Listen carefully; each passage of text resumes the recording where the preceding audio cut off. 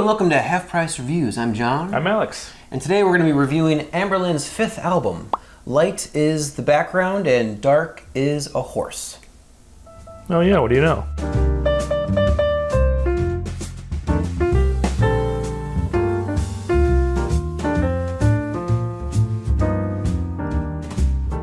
So in previous videos we've talked about Anberlin's first two albums, right? Mm-hmm. So it would probably make sense for us to now go through the third album, but this is number 5.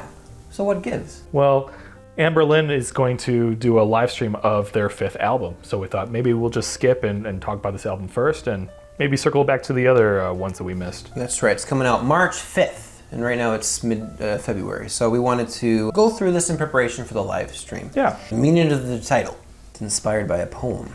Okay. About a horse that falls over. No, it's about the poet writing about getting older, and it talks about life and death and a bunch of deep stuff.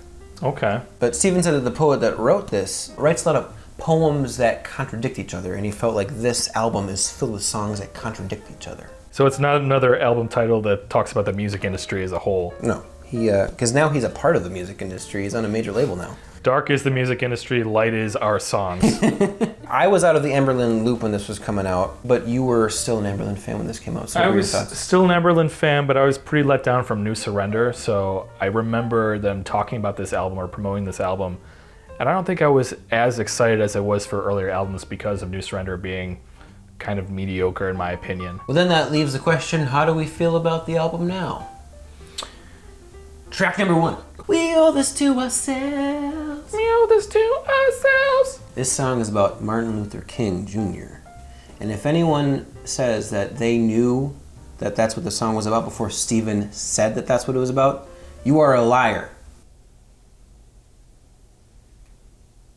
Right. Agreed. There's still stuff I don't get. So the first line is, since when did bullets start to sing?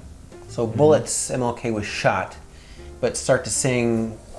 So maybe it refers to like the sound of like bullets flying through the air and just the sound that makes.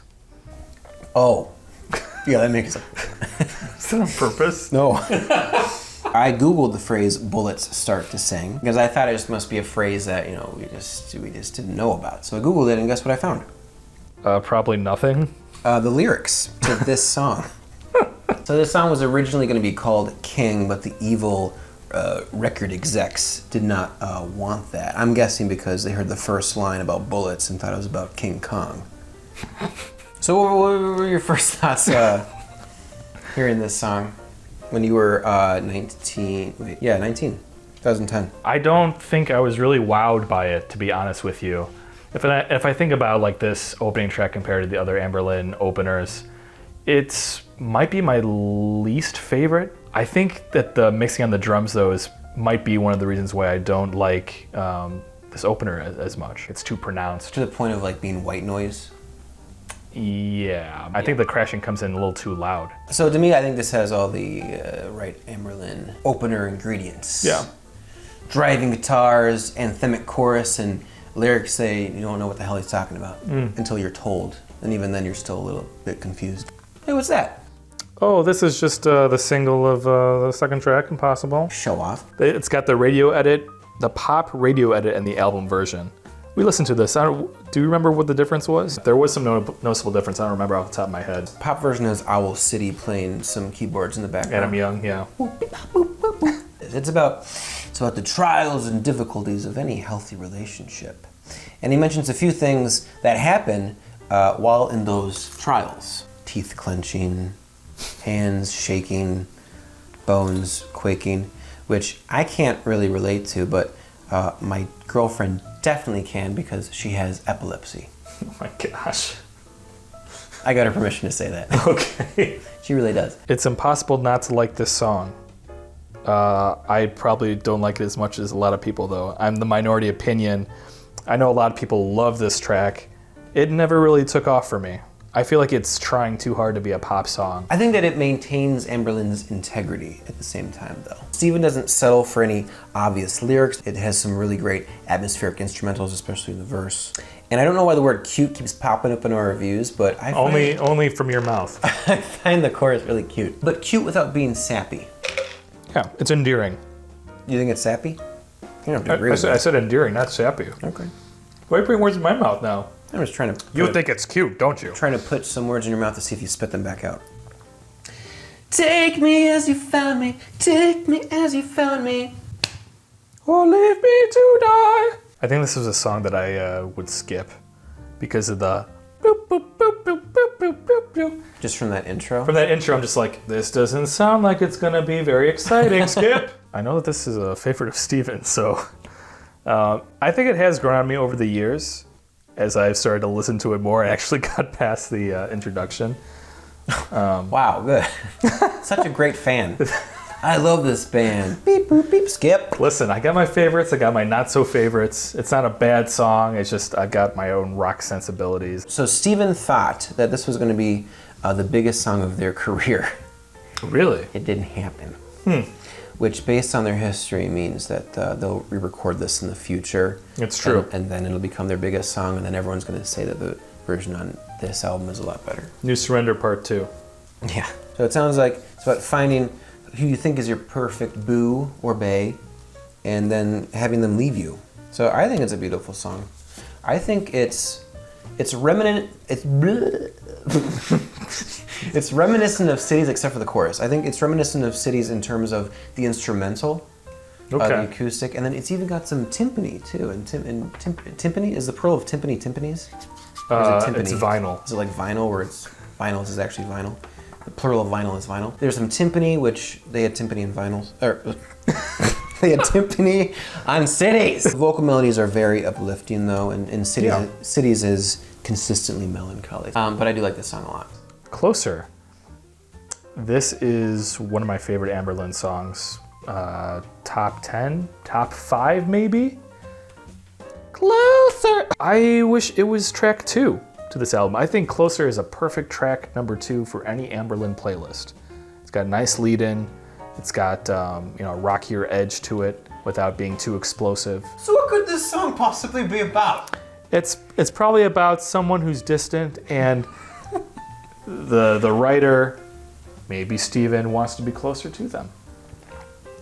Well, actually, this song was supposed to be the last song, a closer. What? That wasn't even in my notes. Take that part out. No, that's pretty good on the cuff. This is about when our mistakes create a rift between us and G.O.D. And I assume the mistake Steven was talking about is New Surrender. The chorus of this song is one word, repeated 3 times. Each time he says, or he sings the word, it's more and more intense than the previous. And by that third, closer,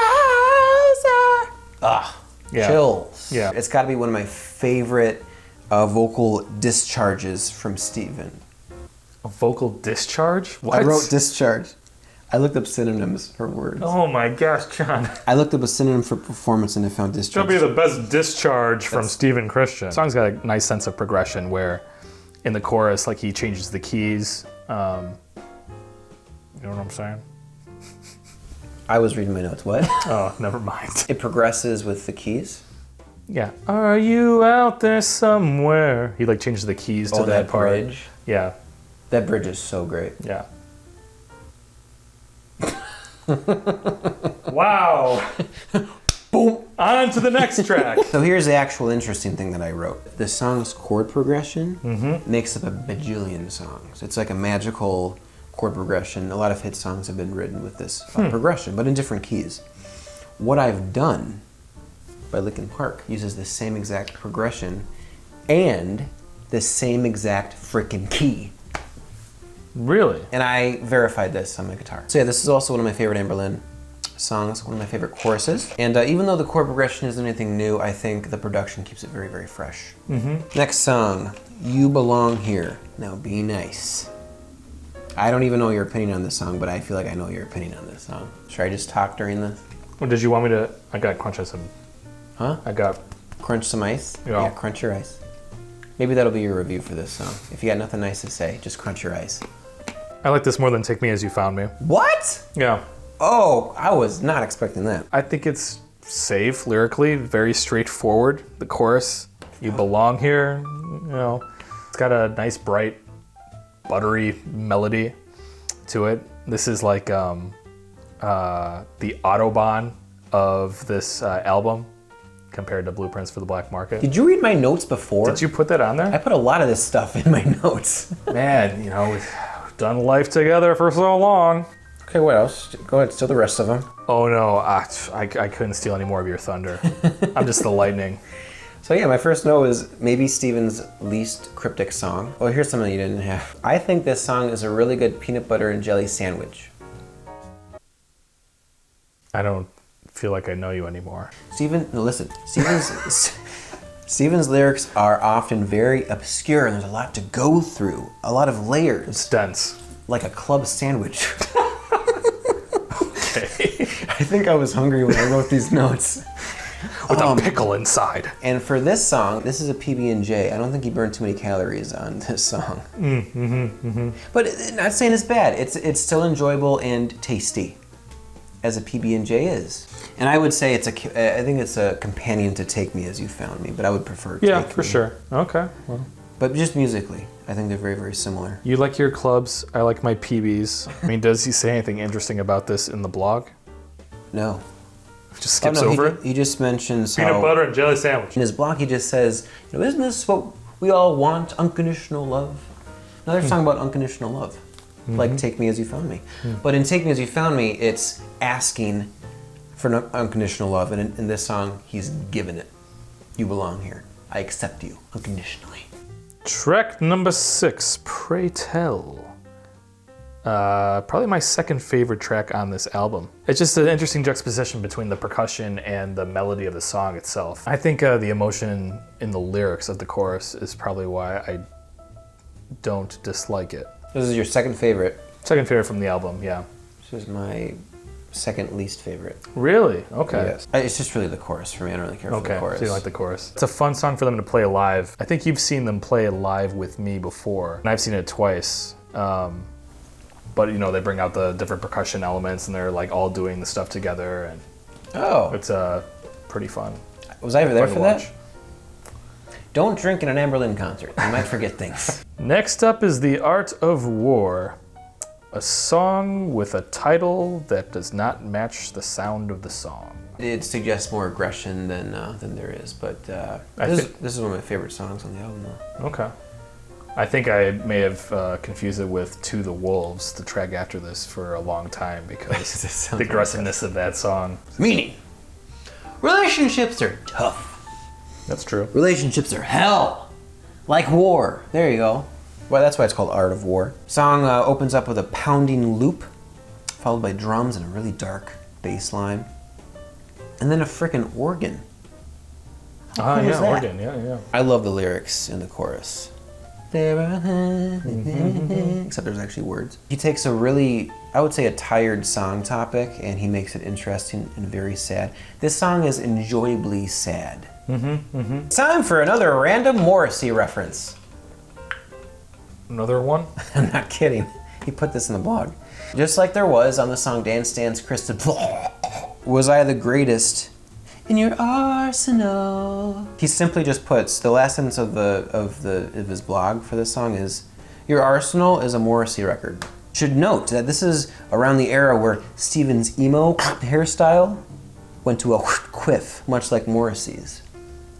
I was thinking about mentioning the hairstyle change, but this is a lot more meaningful. So continuing his tribute to Morrissey, I got some inside knowledge that Steven will in fact be performing the next live stream in an unbuttoned shirt. If he does, that would be amazing. He owes it to his fans. To the Wolves. To the Wolves. Joey Milligan wakes the frick up. I mean, for all I know, the other guitarist, Christian Yeah, you said that correctly. wrote the guitar riff, but it sounds very Milligan-esque. I have a love-hate relationship with the effect that's on the guitar. The In the beginning, so not the beginning. bump, but the. right, yeah. This song sounds like the least strenuous song for Steven to sing of their hard rockin' songs. Godspeed, Hey, lads! Since when did Bullets! We are the doers! This is just who needs enemy? It's, he can almost croon. Yeah, but the To the walls, you led me to the walls. Yeah, the bridge is a little bit harder. A nice steady vocal melody over a turbulent guitar riff. I really use my thesaurus. I really use my thesaurus. You need to consult a speech pathologist, but at least you get the thesaurus down. Next song is The Unwinding Cable Car. Nope. The next song is Down, John. I'm sorry, does the deluxe edition have a different track? Oh, you know what I did? I just listened to the first 30 seconds and then I skipped. I just thought it was The Unwinding Cable Car. The joke is that they sound alike. Lyrically, this is the opposite of Relient K's Who I Am Hates Who I've Been. He didn't put that, but that's I read his meaning and I made this is me. Okay. This is basically who I was would hate who I've become. But that was too many syllables for Relient K. He literally says in the blog, I feel like I was a better follower of Christ yesterday. Lyrically, this is my favorite song on the album. I think it's very personal, but it's not specific enough to be unrelatable.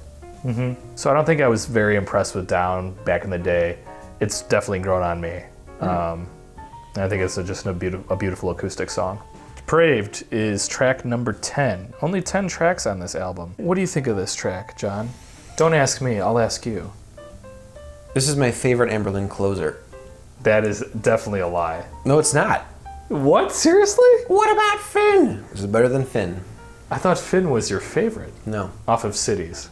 Finn is more long-winded, especially there at the end. I feel like this song is a bit more in and out. Yeah, it's definitely one of my more favorite Amberlin closers. Probably my third favorite. 2 would be Finn. The buildup of Finn is very melancholy, which is nice. It's good. It's good.